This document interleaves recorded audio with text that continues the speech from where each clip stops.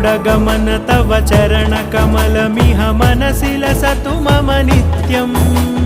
गरुडगमन तव चरणकमलमिह मनसि लसतु मम नित्यम्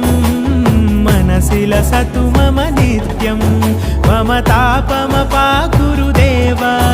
मम पापमपाकुरु देव मम तापमपाकुरु देव मम पापमपाकुरु देव